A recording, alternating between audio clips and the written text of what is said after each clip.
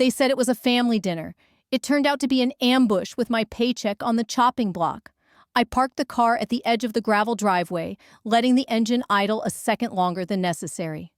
The lights inside Marjorie's house blazed like a beacon across the frost-bitten lawn. From the outside, everything looked warm, festive, inviting. But I knew better. I sat for a beat, staring at the perfectly trimmed hedges and glowing windows, listening to the low hum of the radio. Brian had asked me to just show up and be civil. That should have been my first warning. Inside, the scent of roasted turkey and cinnamon candles clung to the air like a disguise. Marjorie's living room hadn't changed since the day Brian and I got married. Ornate curtains, photos of the boys in football uniforms, and a giant clock that never ticked. Everything was arranged to project control. And control was exactly what tonight was about. Emily Marjorie greeted arms open but voice stiff. "So glad you made it." We were just about to start. I smiled tightly. Wouldn't want to miss the Dawson Thanksgiving tradition. Brian gave me a sheepish nod from the corner, clutching a glass of cider. He didn't offer a hug. His brothers Ethan and Travis were already seated at the dining table with their wives. Their conversation stopped the second I stepped into the room. The table was set for 10. Crystal glasses, polished cutlery cloth, napkins, folded like swans. Everyone had place cards with their names in bold cursive. Mine said Emily, scrawled in ballpoint pen on a sticky note. We sat. The food was served without the usual small talk or even a half-hearted grace. Something was off. I caught Brian's hand trembling slightly as he buttered his roll. Ethan looked far too pleased with himself. Travis wouldn't meet my eyes. Marjorie cleared her throat and raised her wine glass, not in toast, but as a gavel.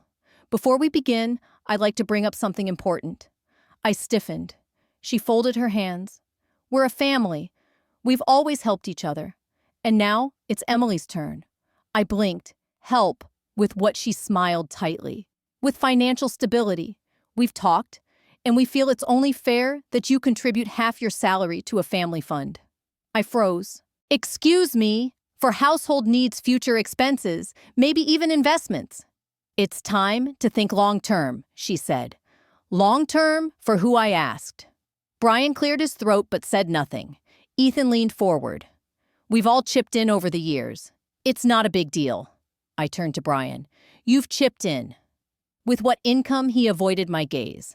"It's not about exact numbers. It's about fairness." Travis glanced at his wife, then down at his plate. I laughed once quietly. "So who else is contributing right now?" "Silence?" I asked again. "Is anyone else putting half their income into this mystery fund?" No one spoke. Ethan poured himself more wine. Travis adjusted his fork. Brian's eyes stayed glued to his lap. Marjorie leaned forward. "We've all supported Brian. Now it's your turn." And there it was. Not a request, a demand, not a discussion, a trap. All orchestrated beneath the guise of holiday cheer under candlelight and cranberry sauce. I set down my fork slowly, deliberately. My heartbeat was loud in my ears, but my voice was calm. "Then you won't mind if I stop working altogether?" The words cut through the room like a blade. Marjorie's expression didn't change, but her hands curled ever so slightly. Ethan blinked. Travis coughed. Brian still said nothing. I stood up. The legs of my chair scraped against the hardwood floor like a warning shot. I reached for my purse, slinging it over my shoulder. My napkin floated to the floor beside my untouched plate. No one tried to stop me. They didn't even move. I walked to the front door without looking back. She walks out, purse in hand, leaving a silent table behind. Brian doesn't follow. I wasn't leaving Brian. I was walking away from the lie he helped build. The apartment was dark when I walked in, save for the flickering blue light from the television. Brian had left it on, as if the soft murmur of some late-night sitcom could somehow buffer the silence we both knew was coming. I didn't bother turning it off. I just stood at the door a moment, keys still in my hand, letting the cold air trail in behind me. He turned from the couch when he heard me. "Emily," he said, as if he just remembered my name. Can we just talk for a second?" I shut the door without answering. "You left so fast." I didn't have time to explain. "You had all dinner?" I said quietly, slipping off my coat and draping it over the chair near the door. You had years. He stood, his hands shoved deep into his pockets like a teenager caught sneaking out past curfew.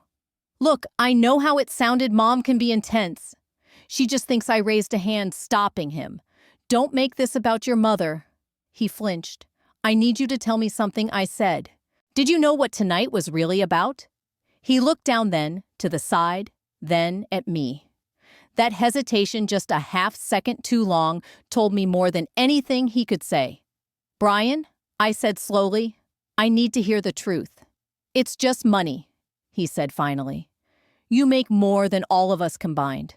I thought it wouldn't be a big deal. I closed my eyes for a moment. My bag was still slung over my shoulder. I hadn't even taken off my shoes. It's not about the money, I said. It's about the choice. About not being asked. He sighed and sat back down, leaning forward with his elbows on his knees. It's a family thing, Em. That's how we've always done it. We pool resources, support each other. No, I said. That's how she does it, with guilt and manipulation and pretty place settings at Thanksgiving. I walked past him into the bedroom. The room felt colder than usual, and the shadows cast by the streetlights outside looked longer somehow. I reached for the small suitcase at the back of the closet, an old Samsonite I hadn't used since my last conference in Chicago. What are you doing? He called from the hallway. I didn't answer. I opened drawers, folded sweaters, picked out 2 suits and a pair of jeans, 1 pair of heels, 1 set of flats, my laptop charger, toothbrush. I moved without emotion, as if I were packing for someone else. Brian stood in the doorway, arms crossed. So that's it? You're leaving? No, I said, zipping the suitcase. I'm separating. He stepped back like I'd slapped him. You're being dramatic. I looked up at him, meeting his eyes without blinking. No, I'm being done. The phone rang just then. He didn't move to answer it. The caller ID flashed Marjorie Dawson. I waited. It went to voicemail. We both stood still listening. Her voice came through the speaker like poison dipped in honey. Emily, sweetheart, let's not destroy the family over one misunderstanding. I'm sure we can sit down like adults and figure out a solution. After all, we're all on the same side here. I let out a quiet laugh. Same side of what Brian didn't respond. I picked up my suitcase and grabbed my coat again. I took my phone from my pocket and texted a name I hadn't tapped in years. Rachel Levin. Can I crash at yours tonight? Or any hotel recommendations where I won't get murdered? She replied almost instantly. Lobby bar at the Empress Inn is quiet. I'll meet you with coffee and snark. I smiled first time that night. I'm not staying here tonight, I told Brian as I pulled open the front door. Where are you going? Somewhere that doesn't treat me like an ATM? I stepped into the elevator without waiting for a goodbye. The ride down was slow humming, like the building itself was weighing my decision. The hotel lobby smelled like pine and wood polish. It was nearly empty, except for a man in a rumpled suit reading an ancient newspaper. Rachel hadn't arrived yet, so I walked to the front desk. Reservation? The clerk asked, cheerful but tired. No, I said. I'd like to check in. 1 room, 1 night, possibly longer. Name I paused. Not Dawson, not Mrs., just me, Emily Foster. Emily checks into a hotel under her maiden name for the first time in years. My paycheck vanished into a bank account I didn't authorize. That's when I knew they were still playing. I stared at the bank notification on my phone, eyes refusing to blink. Friday morning, 7 to 12 a.m. A direct deposit confirmation from my employer, except the routing number wasn't mine. Not the one I'd used for years. Not even close. It ended in a different sequence. My fingers shook as I pulled up the employee portal and verified. The deposit had cleared, but not into my account.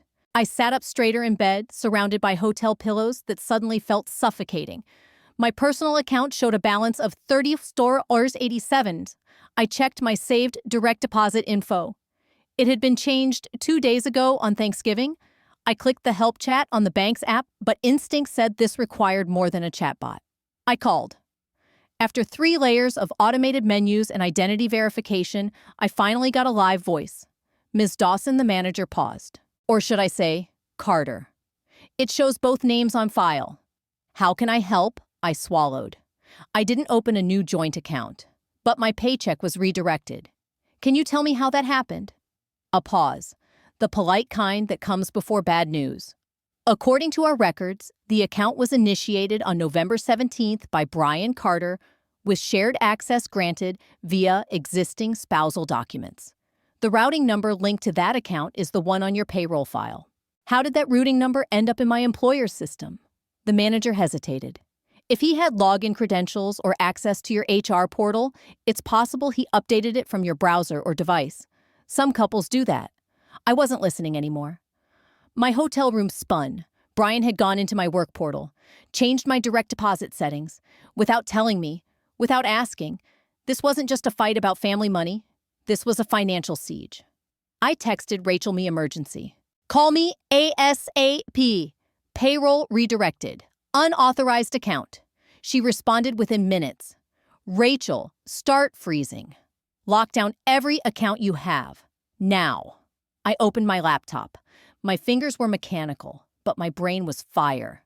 I logged into every account I could remember.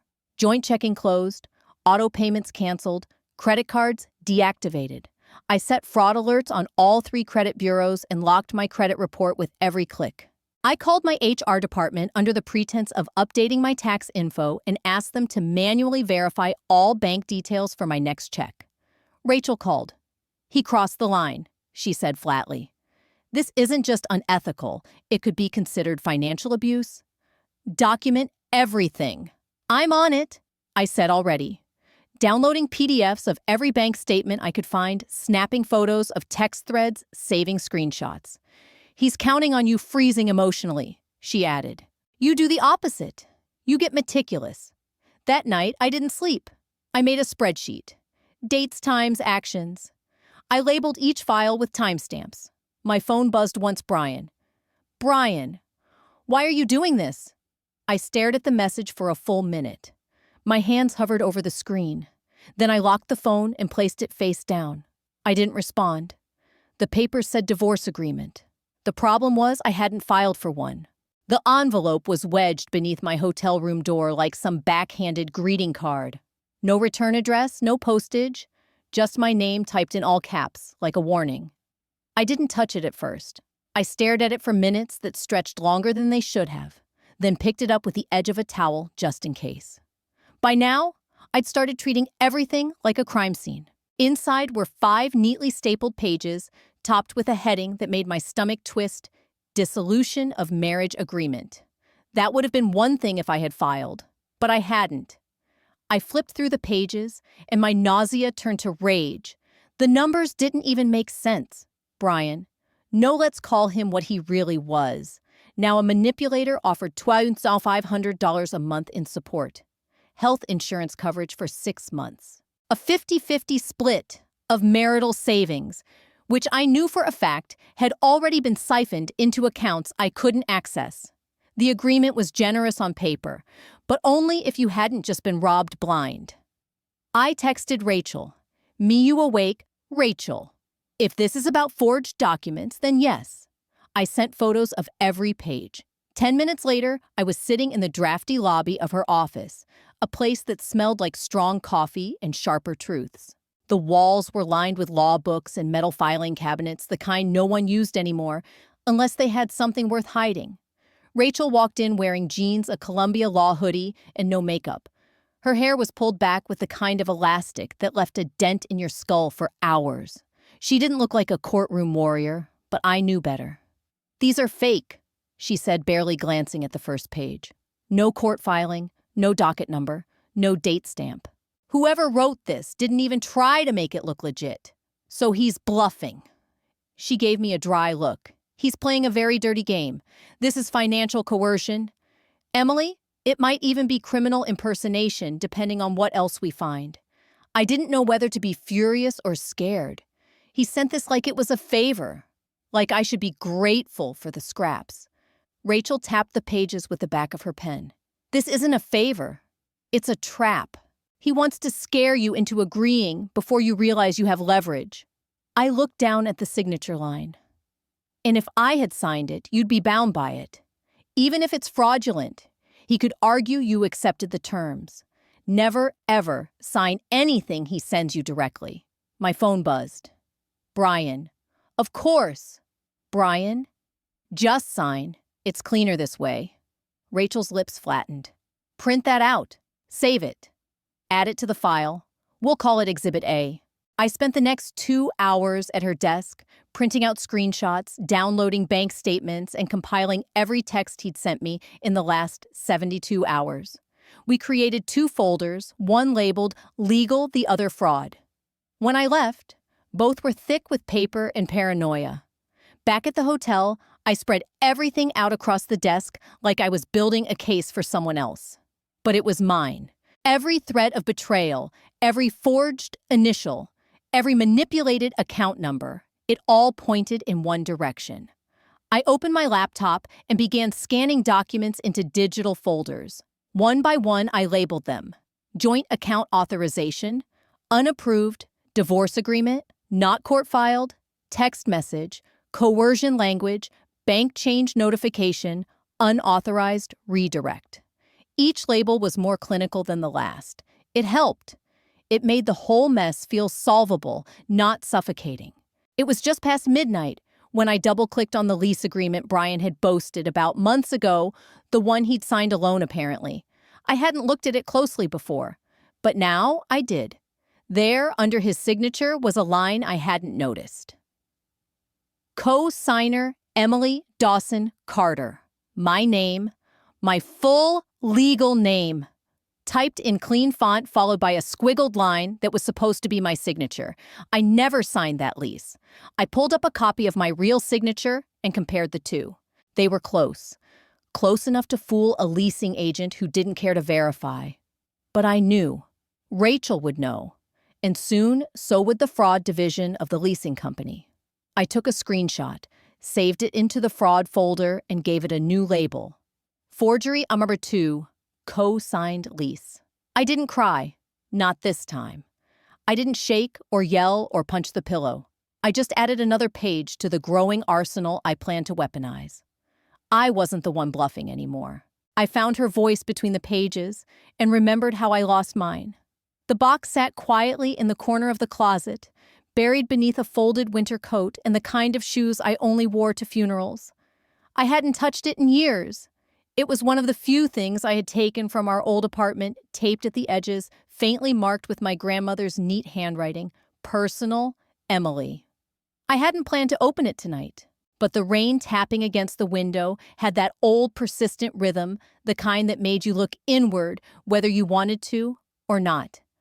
I placed the box on the table and peeled back the layers. A velvet pouch of jewelry I hadn't worn since law school. A dried lavender bundle from our wedding, and then beneath an envelope of photos and 2 folded silk scarves, there it was. The journal. Soft brown leather, the edges worn smooth by years of use. I knew it immediately. Margaret Dawson. My grandmother. My anchor when the rest of the world tilted.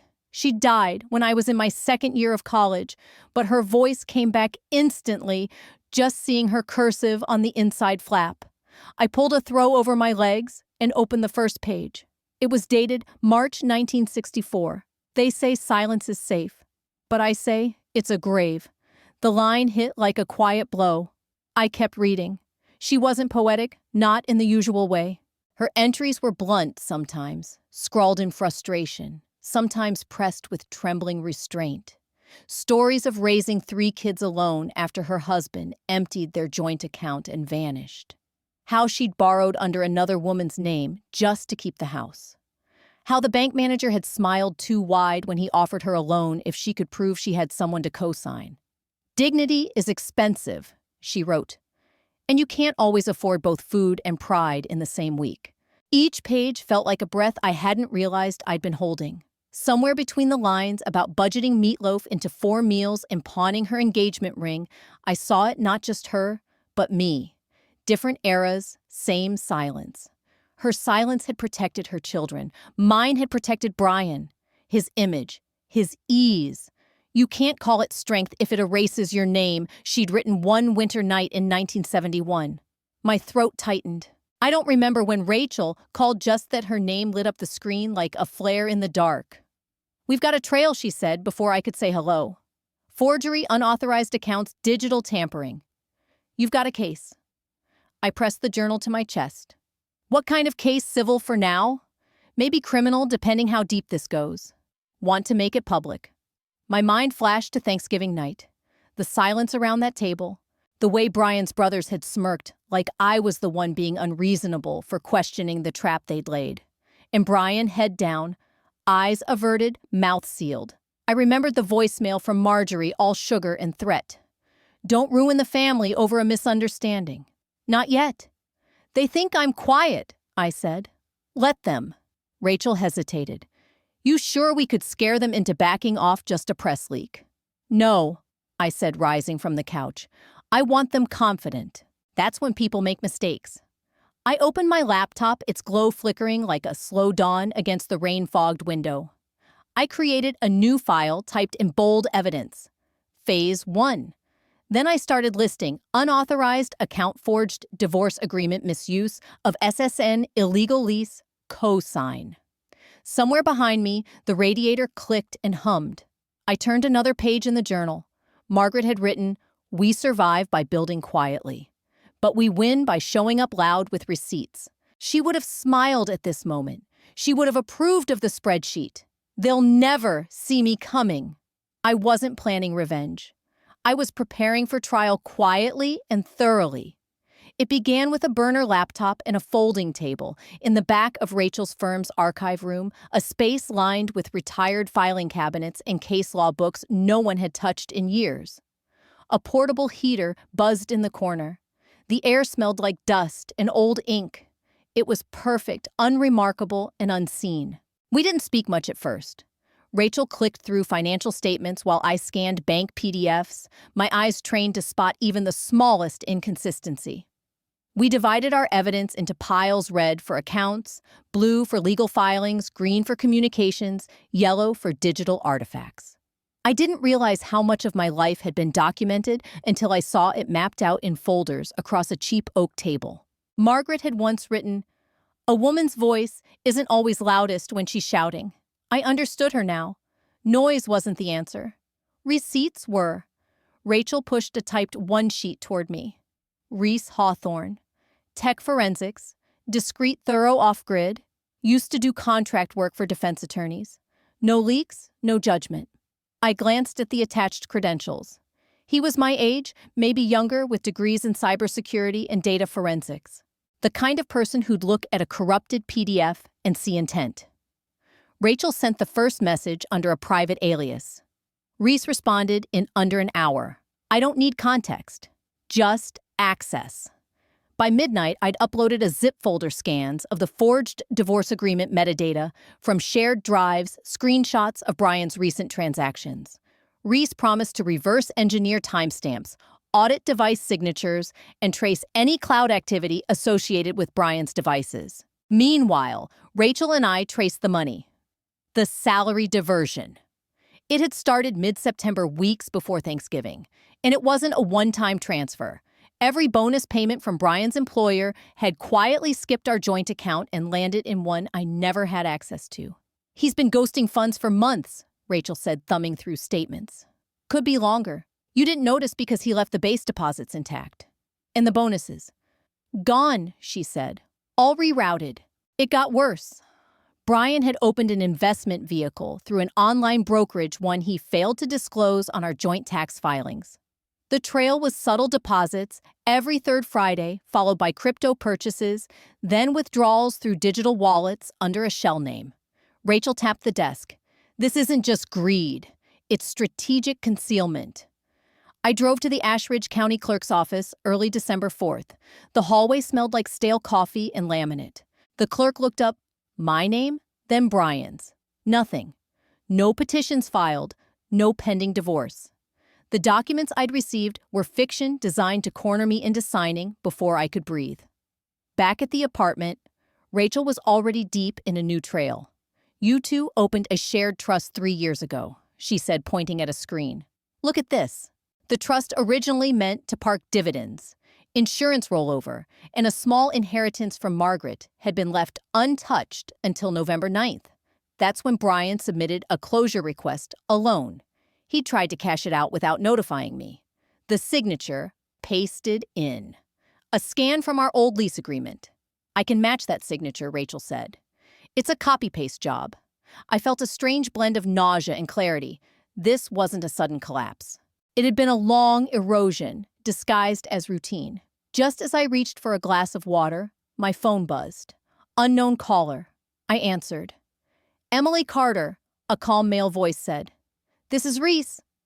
Yes, I just finished the first pass through his cloud backups. There's a shared folder he tried to delete last week. And Reese paused, his voice tightening. You'll want to see this? There are voice memos, planning conversations, some with his brothers. One of them mentions using your social security number. I didn't blink. I just opened a fresh folder and labeled it Reese. Phase 2.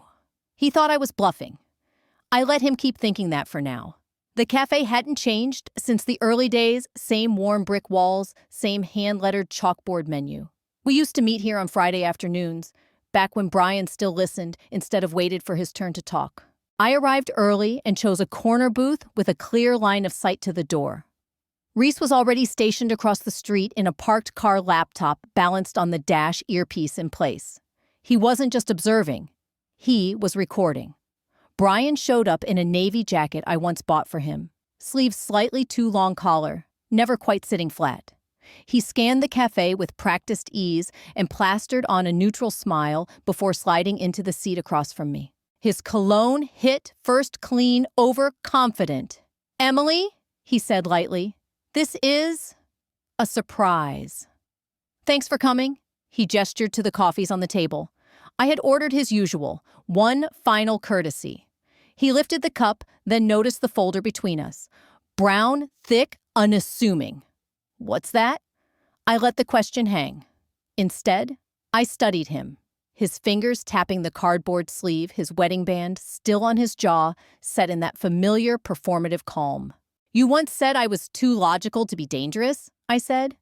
Turns out you were wrong. His smile twitched. Okay.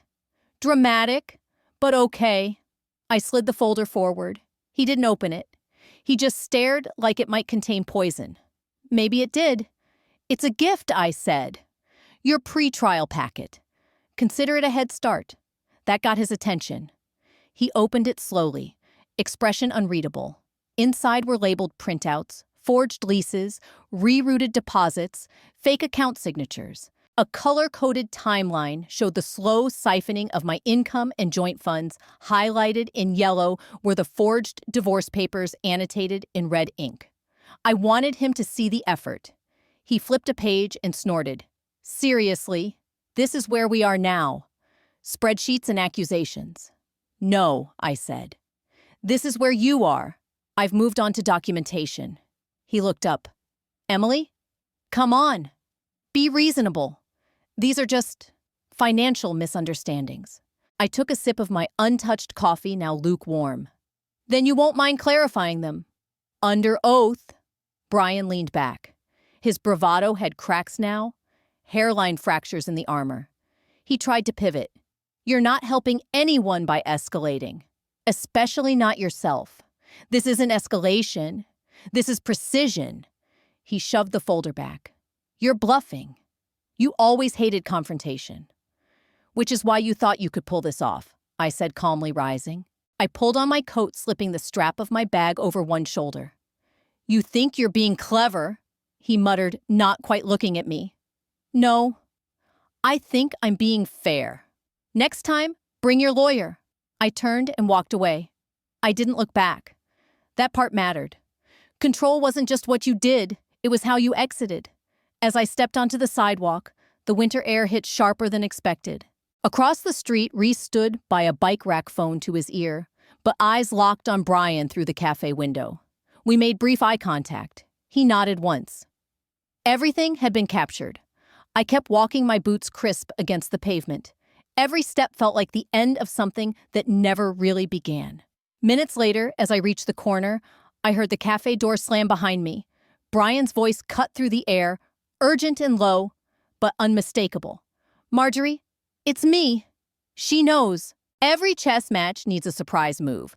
Mine walked in wearing red lipstick. Lena Reeves was the kind of woman who made entrances feel like statements. She spotted me instantly, alone in a velvet-lined booth at the back of the wine bar, and made her way over like she owned the sidewalk and the building it was built on.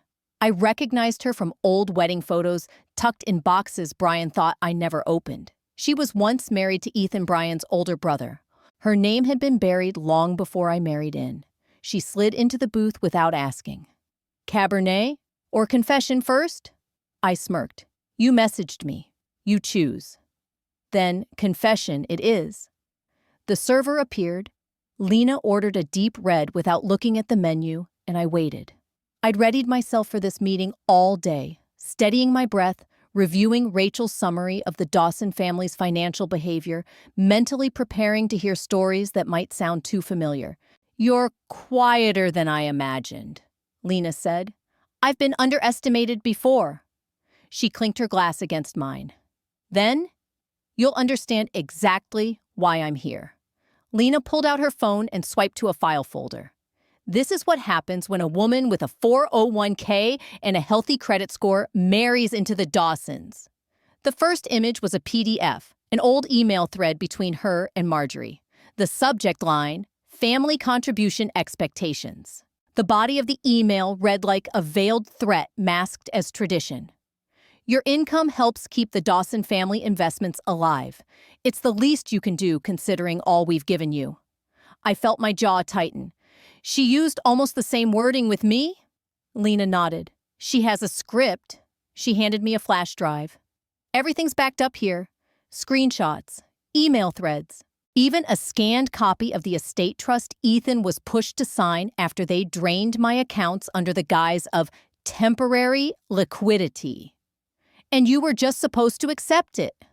"I did," she said, smiling tightly. "For a while. Then I left. They erased me. Photos, mentions Christmas cards. Marjorie told everyone I was unstable, that I'd stolen from the family trust." I leaned in. "Did you?" She laughed. "No, but I wish I had." Our glasses clinked again. Somewhere behind us, jazz hummed beneath low conversation. The atmosphere was warm, but a cold realization settled into my bones. I wasn't special. I was just next. "My lawyer friend says your testimony could be invaluable," I said, tapping the flash drive. "Use it however you want," Lena said, "but be smarter than I was. Don't let them make you small." I sent Rachel a quick photo of the drive and a text, "Incoming." "She's real, and she's pissed," Rachel replied in under a minute. "Good. Ask if she's willing to testify in writing. We don't use this yet. It's leverage, not ammo." I looked up. Lena was watching me, not with pity, but with fire. "They thought they erased me. Let's make sure they don't erase you." I nodded. The wine burned softer now. My spine felt a little straighter.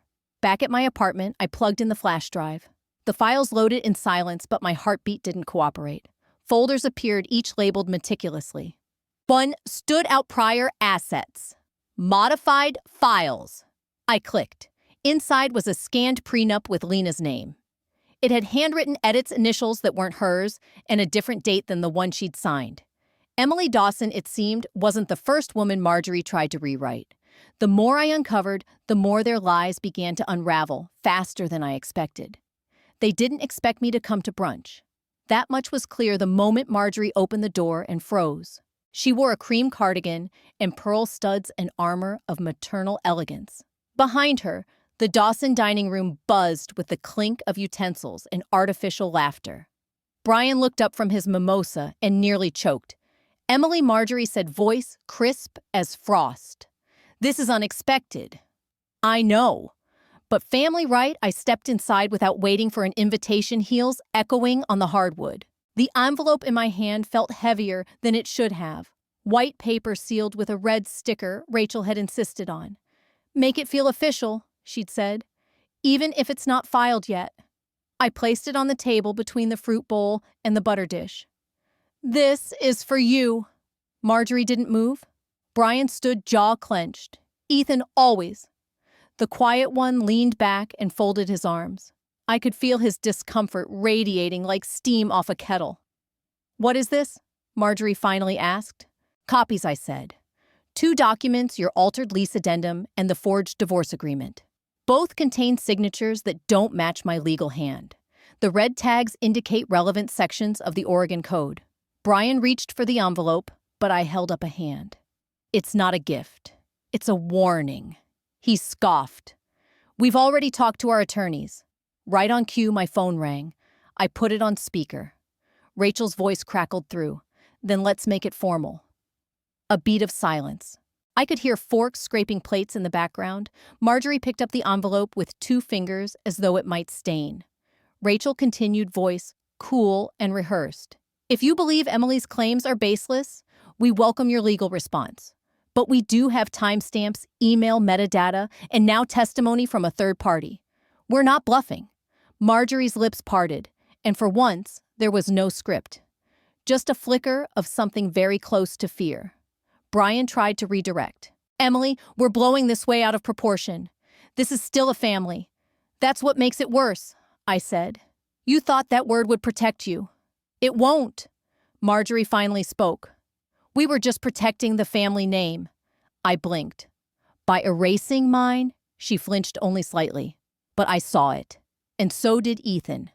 I turned to leave, brushing past Brian without touching him. Behind me, Marjorie's voice shook as she called for more coffee, like pretending nothing happened would reset the narrative. Outside, I exhaled hard, leaning against the porch railing. My hands trembled, not with fear, but adrenaline. I texted Rachel. They blinked. "It's happening." Back at her office. An hour later, Rachel was on the phone, scribbling on a yellow legal pad, when her expression turned sharp. She mouthed clerk and clicked the call to speaker. The voice on the other end was low, but urgent. "I thought you should know someone attempted to file a preliminary gag order under Emily Dawson's name. It came through late last night, unsigned. Looked off." Rachel's pen stopped moving. "Do you have the originating law firm?" she asked. "Doesn't list one. It's routed through a proxy service in Salem. We flagged it." I felt the heat rise to my cheeks, slow and livid. Marjorie hadn't just played dirty. She'd escalated. And now it was my move. Justice doesn't knock politely. It picks the lock. By the time Reese decrypted the last encrypted folder on Brian's cloud drive, my coffee had gone cold, and Rachel had paced a groove into the rug. The apartment was dim, lit only by my desk lamp, and the glow from Reese's triple screen setup. I stood behind him, arms crossed, while Rachel sat at my dining table, her laptop open, typing in bursts. The folder, unassuming and labeled EM. Archive, clicked open with a soft chime. Inside, 5 audio recordings, a handful of PDFs, and a document named Post-Nup Final. Reese glanced at me. "You ready?" I nodded, but I wasn't. He clicked the first recording. Marjorie's voice filled the room, clear and sharp through the speakers. "She's emotional. That's her leverage and her weakness. Keep her out of meetings. Keep her tired. Brian, you said you could manage that." There was a pause. Then Brian's voice, lower, hesitant. "I can. I am." Rachel looked up. "Play the next one." Each recording was worse than the last. Conversations about my salary, how to phrase things to appear equitable, and a tone of casual entitlement that made my skin crawl. "She'll panic," Marjorie said in one. "Just give her the illusion of choice." "I don't want to ruin her," Brian had replied once. "You're not," Marjorie said coolly.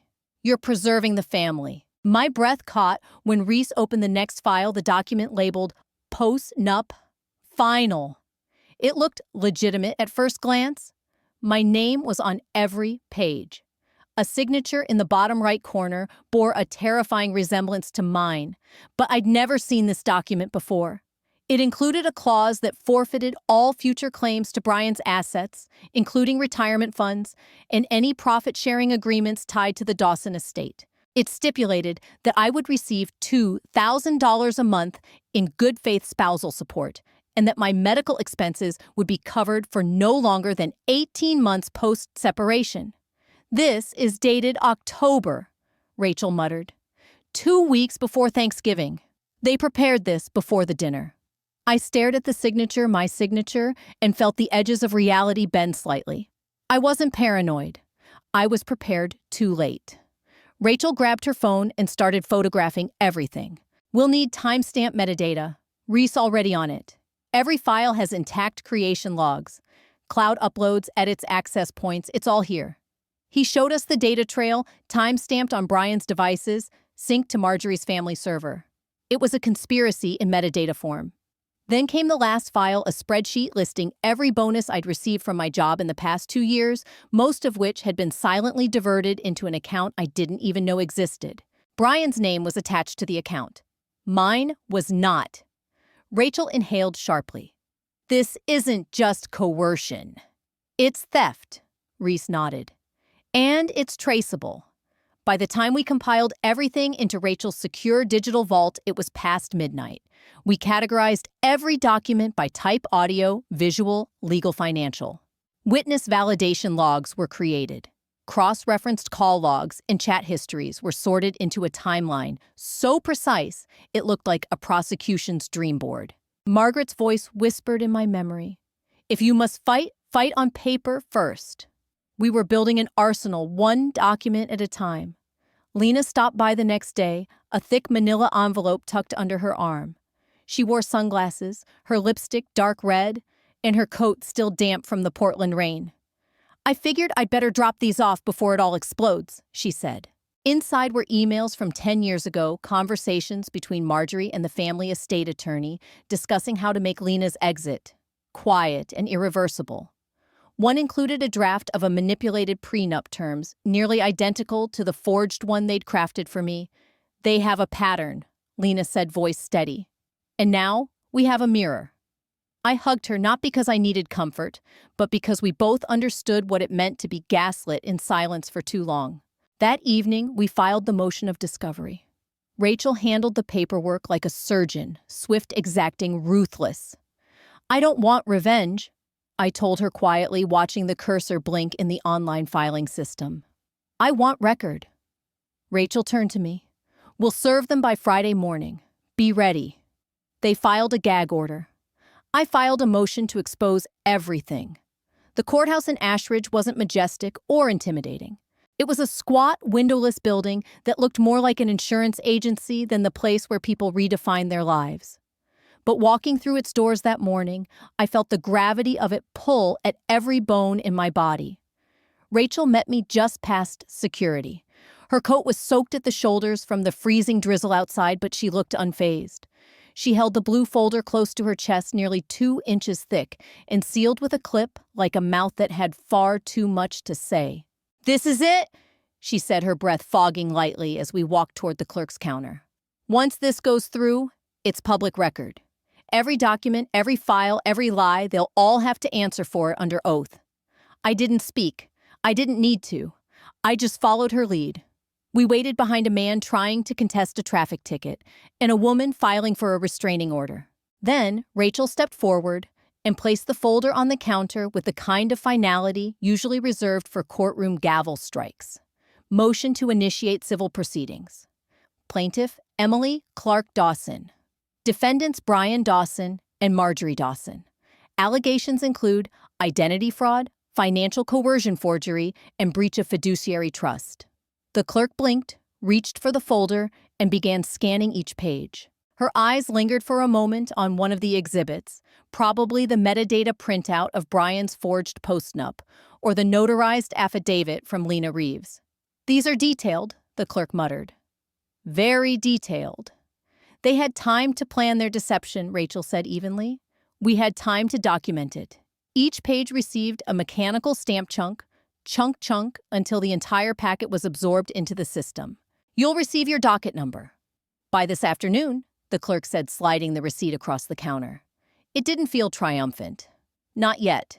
But it felt irreversible. Back in Rachel's office, I sat on the worn leather couch while she typed furiously. Her assistant, Mina, brought us coffee without speaking. The silence was thick, but not empty, alive with anticipation. At 1:47 p.m., an alert popped on Rachel's screen. She opened it and turned it toward me. Dawson v. Dawson. Case filed. Hearing. Type preliminary, civil allegations, financial misconduct, fraud, coercion. Preliminary hearing. Date January 5th, 2024. Discovery. Status open. That's the first step, she said.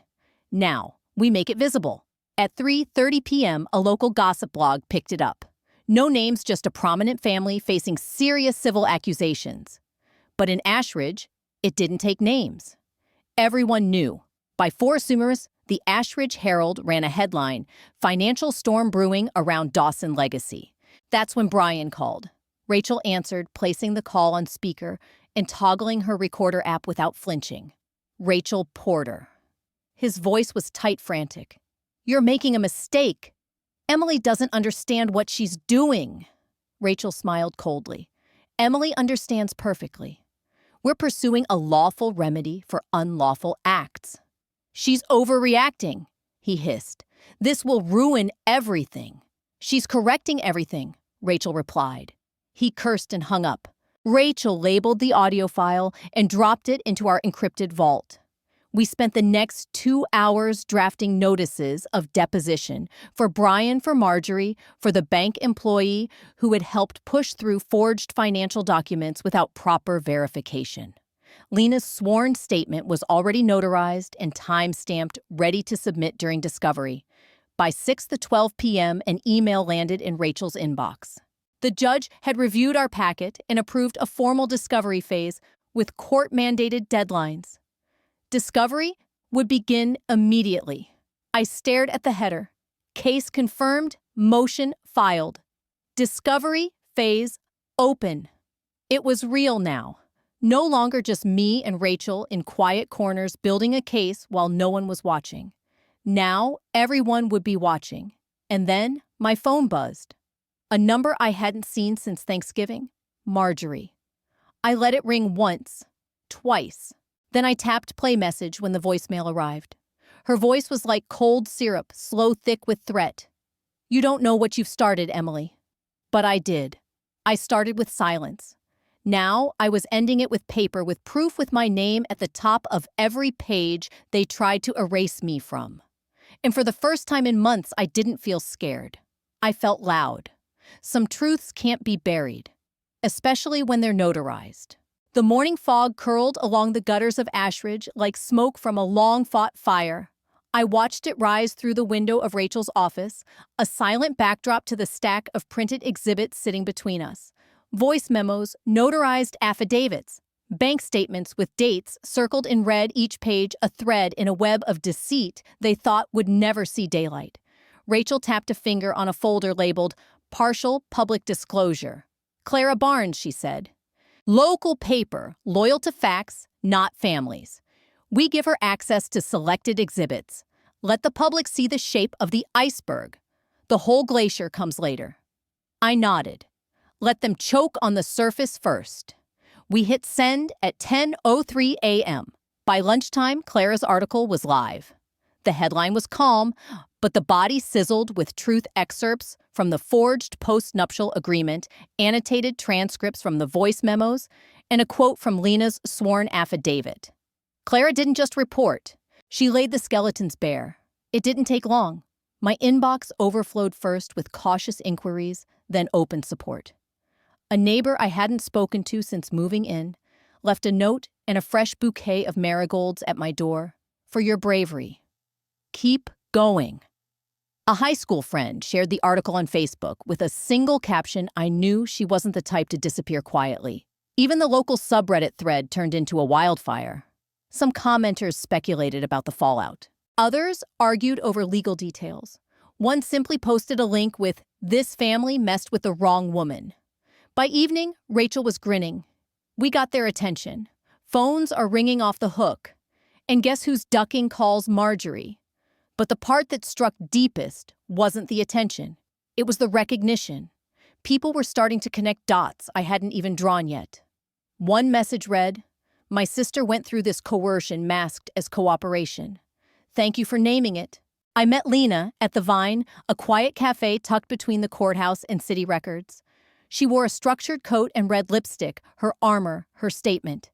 She handed me a flash drive across the table. Emails. Spanning back to 2017, you'll want to search for the phrase salary rotation. It's a term Marjorie used when she allocated funds from women's accounts to male-led ventures. I blinked. This wasn't just about Brian. She gave a thin smile. They train you to think it's personal, so you won't see the system behind it.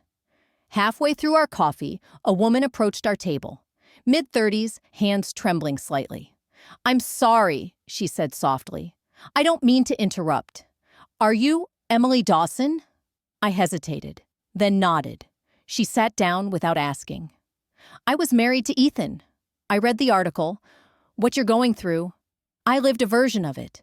They pressured me to quit my job, co-sign loans, support the brothers. All. When I asked questions, Marjorie told me I wasn't a real Dawson." Lena raised an eyebrow. "And now I left last year. But I never had proof. I thought I was crazy," she exhaled. "Until today." I handed her Rachel's card. "You're not crazy. You were chosen to be erased." When I got home, the street felt different. Neighbors paused as I walked past, not with pity, but with something more electric. Acknowledgement. The kind of glances that held the question, was it true, and the unspoken answer. Finally, someone said it. The next morning, Rachel called me before the sun came up. "They voted her out," she said. "Who?" "The Dawson family board. She's no longer trustee of the estate account. They met at dawn, probably to bury the fallout, but someone in the room had a spine. I let the news settle like a warm cup in my chest. So it begins. At noon, Rachel and I met at the courthouse to finalize the next stage of discovery. Her hands moved swiftly, filing motions, sealing files, confirming witness lists. Lena's testimony was now official. Reese's metadata analysis certified and backed up. My signature log, a spreadsheet lined with highlighters and footnotes. Everything was in place. Just as I was leaving the courthouse, my phone buzzed. A single message. "Brian, you win." Was it worth it? I stared at the screen. My reflection blinked back from the black glass. I thought about every night I had cried in silence, every document I'd scanned, every dollar rerouted behind my back, every voice memo they didn't know I had, every woman they thought would never speak. And I thought about Margaret. She once wrote, "Truth is not polite, it is persistent." So I didn't reply. I powered off the phone and let the silence speak for me. When people fall, they don't always crash. Sometimes they just vanish. Brian's name had been stripped from 3 joint accounts by the time the sun rose on December 20th. I didn't need to press charges for the institutions to start reacting. The motion and discovery filings did enough damage. According to Rachel, an internal compliance alert had frozen every account Brian managed, including 2 investment portfolios. His name hadn't vanished, but its weight had. Marjorie's attempts to control the narrative arrived the next day in the form of a church newsletter. Front page. The Dawsons donate $50,000 toward winter shelters. The irony choked me. Rachel forwarded it with the subject line, "Charity laundering." I didn't respond, but I saw the comments piling up online. One woman posted a photo of the donation receipt with the caption, "Is this the same Dawson family being investigated for forgery?" Underneath the replies, multiplied like sparks in dry brush. By December 21st, Ethan Dawson submitted a personal exemption from the Dawson Family Trust. He filed it at the county records office quietly, but someone tipped Rachel off. She printed the form and highlighted the sentence, "I hereby dissolve my interest in Dawson Holdings, effective immediately." For the first time, I saw Brian's brother make a move that wasn't orchestrated by their mother. He wasn't trying to help me, he was saving himself. Later that same day, I walked into the courthouse records office alone. The air was cold, the lights flickered like they hadn't been changed since the 90s. I asked the clerk for a copy of an older document I remembered from years ago, a prenup Marjorie had pushed Lena to sign.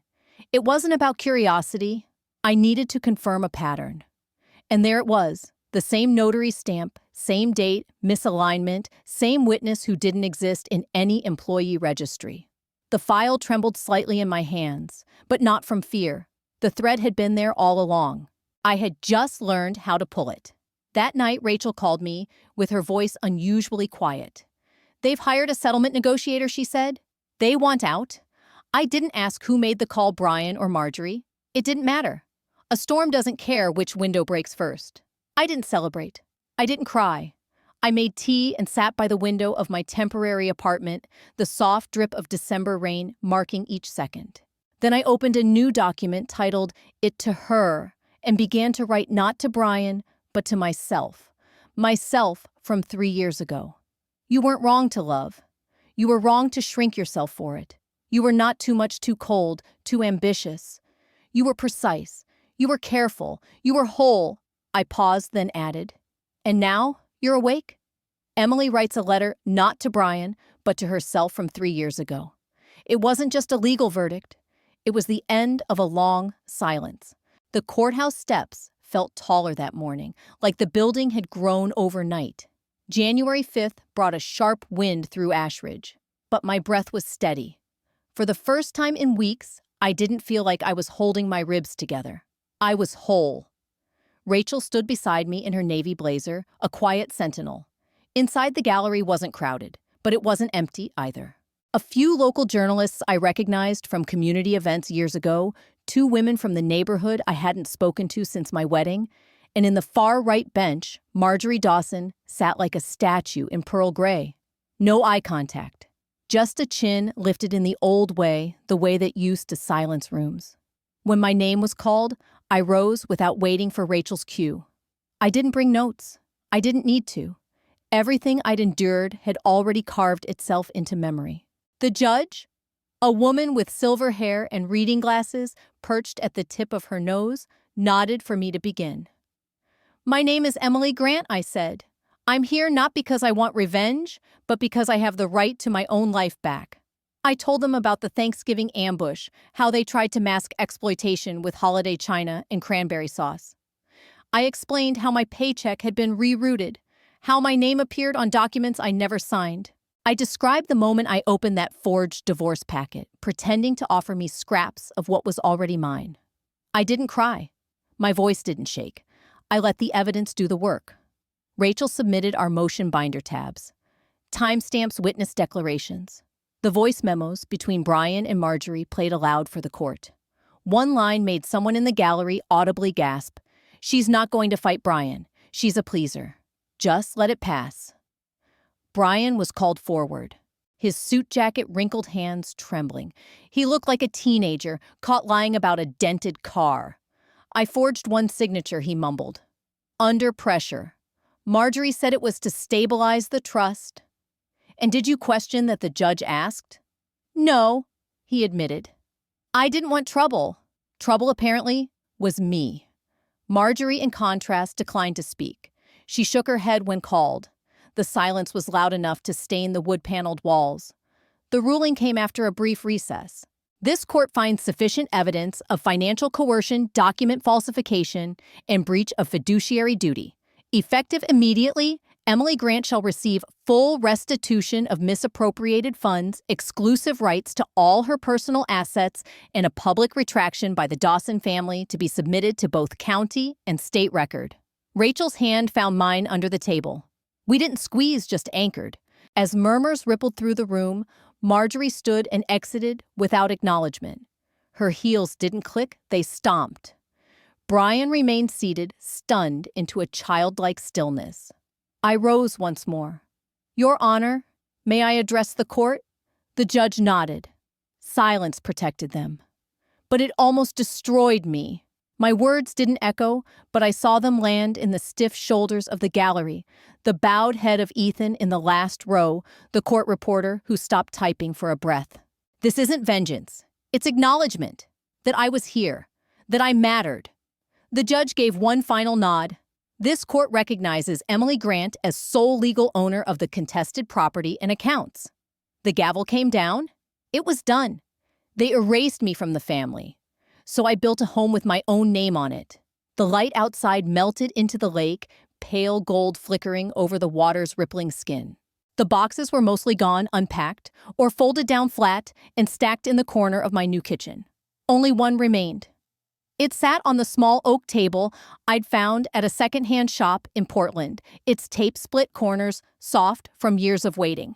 I ran my hand over its surface, breathing in the unfamiliar silence of a place entirely mine. No hidden cameras, no voices down the hall, no one watching to measure how much I gave or what I withheld. Rachel's car pulled up just as I'd finished setting 2 mugs on the railing outside.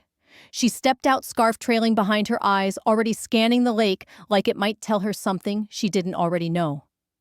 "I brought peppermint," she said, lifting the paper bag. "And the good kind of gossip. Is there a bad kind?" She laughed, slipping into the Adirondack chair beside me. "Court docket's been quiet since the ruling. But guess who just filed for a personal bankruptcy shield I didn't have to ask? Brian Bingo. And Marjorie's officially been removed from 2 boards she chaired. One of them posted a statement calling for higher ethical standards moving forward." We both raised our mugs in a silent toast to euphemisms. For a while, we just sat there, watching the light sink further into the water. Winter in Oregon didn't offer many clear skies, but tonight it gifted me one. Rachel handed me a letter from her bag. "Came this morning. Forwarded from the firm. It's from Lena." I opened it carefully, eyes scanning Lena's firm slanted script. "Emily, I've spoken to 2 other women. One from 2014, another from 2009. Different last names, now different lives, but the same tactics. Same financial erasure. We're forming a case. A real one. A class action suit if you'd like to join. Say the word. Either way, I hope you know you were never alone in this. You just got out first. L." I folded the letter and pressed it gently into the journal Margaret once gave me. That journal, her voice had been my lighthouse. And tonight, it would speak one last time. Inside, I turned to the final page. The ink had faded some, but the words remained sharp. "Build a name that doesn't tremble when someone else says it." I exhaled, walked to my desk, pulled out the envelope containing the notarized form. It felt strangely ceremonial, restoring what had been taken in pieces. First the paycheck, then the privacy, then the name I'd stopped using because it made others uncomfortable. I signed it. Emily Margaret Grant. No hyphen, no shared middle, just mine. Rachel watched quiet. She didn't need to say anything. We both understood what the act meant. Not revenge, not even victory, just clarity. Later, when she left, I stood alone on the porch. The air smelled like pine and frost. I reached out and flicked the switch for the light above the door. That tiny glow spilled onto the steps, warm and unwavering. The same light they told me to turn off when I left. I never thought my silence would be the thing that nearly erased me. But now, standing in the home I built with my own name on the deed, I see it clearly. Silence can protect others while destroying you. If you've ever swallowed pain to keep the peace, I want you to know you're not weak for finally speaking. You're brave for choosing yourself. Tell me, what would you have done? Would you have walked out of that Thanksgiving dinner?